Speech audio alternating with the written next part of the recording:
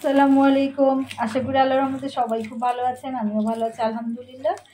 কাছে ও দূরে দেশ ও দেশের বাইরে আমার সকল ভিউয়ার্স ভাই আপুদের জানাই আন্তরিক শুভেচ্ছা, ভালোবাসা, অভিনন্দন। এই তো আজকের ভিডিওটা সন্ধ্যা থেকে শুরু করলাম।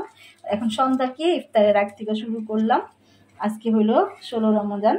এই যে আজকে আলু চপের আলুটা করে নিতেছি, ভর্তা করে নিতেছি, সাথে আমি একটু করেই দিছি। আজকে অবশ্য কাঁচামরিচ ছিল না, পেঁয়াজটা হালকা একটু তেলে ভেজে তার মধ্যে শুকনো মরিচ ভাইজা নিছি, আর সাথে একটু পাঁচফোড়ন দিছি। আমি অবশ্যই ভাবেই করি। আজকে মুড়ি ভর্তা করবো, আলু চপ শুধু দেখাবো, ওই কারণে একটা ডিমও দিলাম।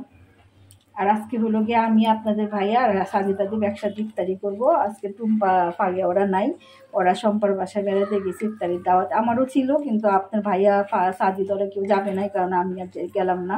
কারণ ওরা তো বাসায় ইফতারি করে, আমি চলে গেলে বা টুম্পা চলে গেলে দুজন একসাথে গেলে ওরা খালি বাড়িতে ইফতারি কীভাবে করবে, কেউ দেখবে, কারণ আর যাই না, আর বাসা যাই নেই আর কি। আর একটু সম্পার বাসা খুব দূরেও আছে, কাছেও না যে তাড়াতাড়ি মানে সব রেডি করে যাওয়া যাবো, দেরি করে, কিন্তু যাইতে হইলে তাড়াতাড়ি বেরোতে হইব। মিরপুরে থাকি ওই, এই কারণে আমি আর যাই নাই, কিন্তু টুম্পা ওরা গেছে, ওদের বলছি তোরা যা, আমি থাকি, আমি ওদের সাথে ইফতারি করুন নে। এই যে আলুটা ভর্তা করে নিলাম, বেসন গোলায় রাখলাম, অল্প পরিমাণে করতেছি, আলু দুটো ভাজা ভাজতেছি। তো দেখতে থাকেন, আজকের ইফতারিটা আপনাদের সাথে নিয়ে আয়োজন করি।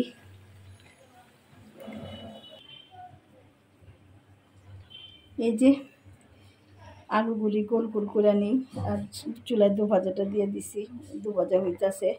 আজকে মুড়ি ভর্তা খাবো না, শুধু আলু চাপ খাবো, ওই কারণে এই যে ডিমটা দিলাম, আর একটু কি বলে একটু পাঁচফোড়নও দিলাম, ঘেরান লাগে খাইতে, এভাবে করে খাইলে। এভাবে কেমন কাঁচামরিচ ছিল না, তো এই কারণে আজকে শুকনো মরিচটাই নিছি, কাঁচামরিচ শেষ হয়ে গেছে। 15 রমজানে প্রায় 1.5 কেজির মতো কাঁচামরিচ খাওয়াইছে, আমরা এতটাই ঝাল প্রেমী। শুনলে অনেকে হাসবেন যে এত খাই নাকি গরু ছাগলের মতো, কিন্তু আসলে আমরা অনেক ঝাল খাই। যেমন তরকারি দেখে, যেমন ভাজা মোনাতে খাই, কাঁচামরিচের ঝালটা আমরা একটু বেশি খাই। আর আপনারা তো জানেনই যে আমি একটু ঝালের প্রতি একটু আসক্ত, মিষ্টি থেকে আমার ঝাল বেশি ভালো লাগে। এই তো আলু চাপগুলি গোল গোল করে নিলাম, বেসন তো গোলানো হয়ে আছে।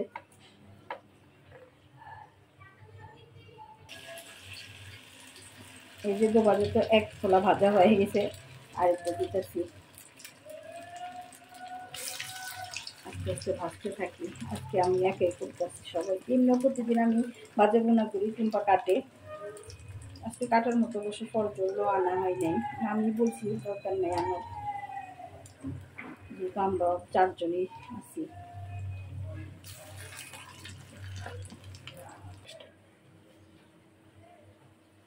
এটার মধ্যে একটু পোলাও দম দিব, 1 পট চাউল আছে, রাত্রে আপনাদের ভাইয়ার জন্য দম দিয়ে রাখি। তো গতকাল সে শুটকির ভর্তা খাইতে গেছে বিরিয়ানি দিয়ে, আমি তো শুটকির ভর্তা করতে পারি নাই, বুঝলে গেছি, ভাবিও বুঝে গেছে, তারা ঘোরার মধ্যে সন্ধ্যাবেলা পাঠাইছিল। কারণ সে বলতেছে শুটকির ভর্তা দিয়ে তার পোলাও খেতে অনেক মন চেয়েছে। এই জন্য আজকে মুরগি রান্না করছি, চিন্তা করলাম একটু পোলাও রান্না করে দিই, শুটকির ভর্তাও করছি, ভাবি একটু কড়ায় রাখছি দুপুরেই। সরি, এটা না, এটা তরকারি। এই যে ভর্তা কড়ায় রাখছি ভাবিয়াতে, চালটা দম দিয়ে রাখি এখন।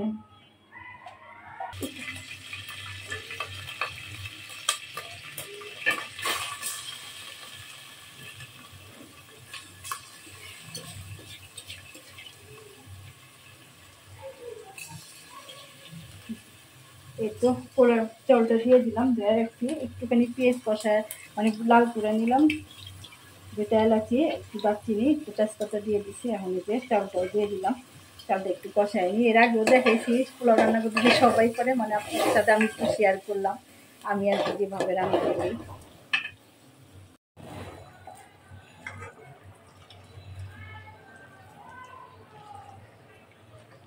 এই তো দুবাজে সব ভাজা হয়ে গেছে, এখন এই যে আলু বেগুনিটা দিচ্ছি চুলায়, আর এই চুলায় যে পোলাওটা বলক চলে আসছে।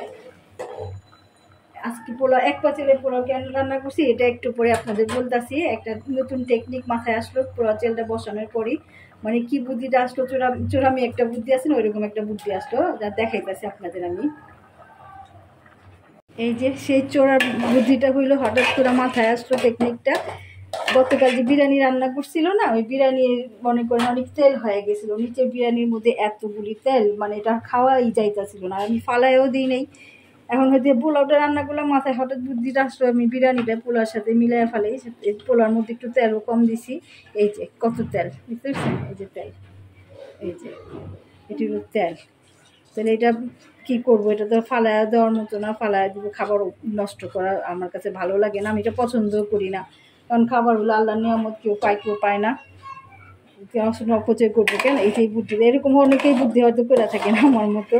এই যে এখন এটার সাথে মিলাই দিলাম, ব্যালেন্স হয়ে গেল সাদা পোলাও। এখানে অবশ্য বিরিয়ানিতে গোস্ত আসিল না।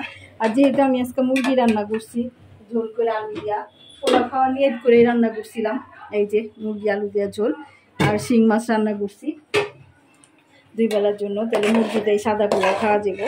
এখনও এত তেল কম দিছি, তারপরে অনেকগুলি তেল এখনও মনে হইতেছে যে তেল এখনও বেশি লাগতেছে।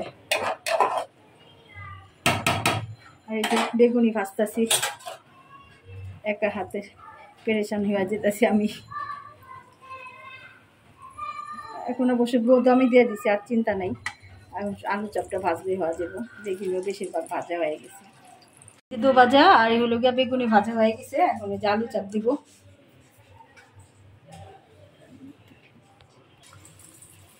আলু চপ ভাজা হইলে ভাজা বোনা শেষ। এই যে আপনাদের ভাইয়া পোলাও আনছে বাইরে থেকে কিনা।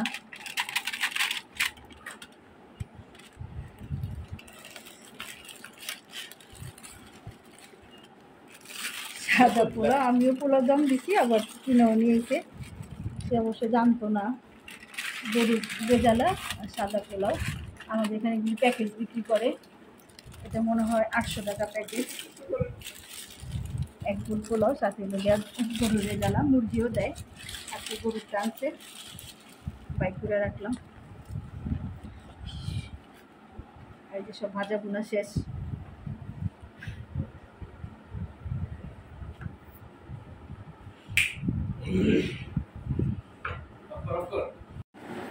রেজালার অনেক তেল, এত তেল দিয়ে রেজালা খাওয়া যাব না। পোলাও একটু তেল কমায় রাখি।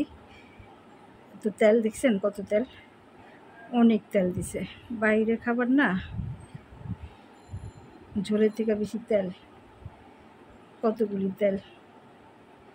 এটা অবশ্য পরে পোলাও কি বলে মুরগি টুরগি রানলে এই তেলগুলি সেটার মধ্যে দেওয়া যায়, ফালাই না, এইভাবে করে ফ্রিজে রেখে দিই। আজান দিয়ে দিছে, বিসমিল্লাহ। সস্তা নাও সাদিদ, এটা আজকে আমরা এক ইফতারি করতেছি, ফারিয়ারা নাই।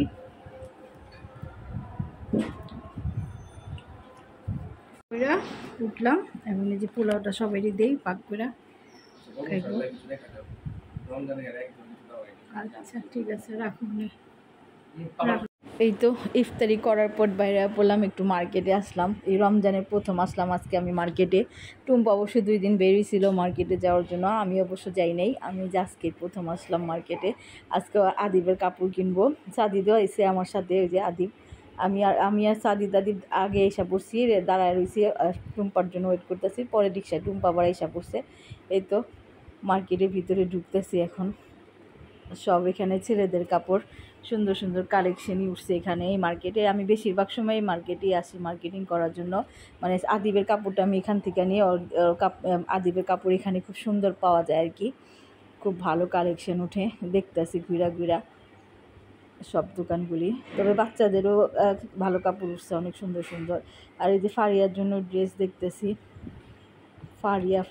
ফারহা, আদিব, সাদিদ, আমি আর টুম্পা, আমরা 4 জনই আসছি। আর এই যে ফারিয়ার কাপড় চয়েস করতেছে, যে সাদিদ আদিবও আছে। আদিবেরটা অবশ্য কিনা হয়ে গেছে, এখন ফারিয়ারটা কিনবো। এই তো ফারিয়ার কাপড়ও কেনাকাটা শেষ, আদিব আর ফারিয়ার দুজনের কাপড় কিনা হয়ে গেছে। এখন একটু ঘুরা দেখতেছি, বিশেষ করে ফারিয়ার আদিবের জন্যই আসছিলাম। আদিবের তো কিছুই কিনা হয়নি। ফারিয়ার তাও 2-3টা টপস কিনছে আর কি, গোসল করে পরবো ঈদের দিন সকালে, গোসল করে পরার জন্য। আর আদিবেরটা আজকে প্রথম কিনলাম। অবশ্য আজকে ওর পাঞ্জাবি আর জুতা কিনতে পারলাম না, এটা আবার আরেক মার্কেট থেকে নিব। এই মার্কেটে পাঞ্জাবি আর জুতা বেশি একটা ভালো পাইলাম না। ফারিয়ারটা ওর 3 মার্কেট ঘুরেও ফারিয়ার কাপড় পছন্দ করতে পারেনি ওর আম্মু, তবে আজকে পছন্দ হয়েছে, আজকে কিনলো। আর এই যে উপরে যাইতেছি জুতা দেখার জন্য, দোতলায় হইলো গিয়া করছে, কি বলে মোবাইলের শোরুম, দোতলা সম্পূর্ণটাই মোবাইলের শোরুম এই মার্কেটে। আর এর উপরে হলো জুতা। এখন এই যে জুতার জন্য যাইতেছি উপরে, আমিও আছি, টুম্পা, সবাই আছি, জুতা দেখতেছি, জুতা চয়েস করতেছি। চয়েস হইলেও দামি বুনতেছে না, প্রচুর দাম চাইতেছে। এই তো মার্কেট করে বাসায় চলে আসছি, আইসা একটুই নিয়ে বললাম ওই যে সন্ধ্যাবেলা এই ভুজিয়াই রেখে গেছিলাম চিরার কি বলে মাঠা। এখন এই যে ফ্রিজে ছিল, ঠান্ডা রয়েছে, মার্কেট থেকে এসে মন চাইল একটু খাইলাম। ওই যে মাঠা দেখছিলেন না, মাঠাটার এমনি খাই নেই, চিন্তা করলাম চিরা দিয়া খাই, ভাল লাগবো না, তাই চিরা ভিজা রেখে গেছিলাম। আর টুম্পা ইফতারি করে আসার পরে আমরা আবার মার্কেটে বেরিয়েছি। টুম্পা তাড়াতাড়ি এসে পড়ছি, ইফতারির পর দেরি হয়নি। আর আমাদের এখানে সারা রাতে মার্কেট খোলা। আর ওই যে ওরা করতেছে, মোবাইল বোর্ড খেলতেছে। আজকের ভিডিও আর বেশি বড় করলাম না, আজকের ভিডিওটা এই পর্যন্তই। সবাই আমাদের জন্য দোয়া করেন, আল্লাহ যেন সবাইকে ভালোভাবে রোজাগুলি পালন করার তৌফিক দেয়।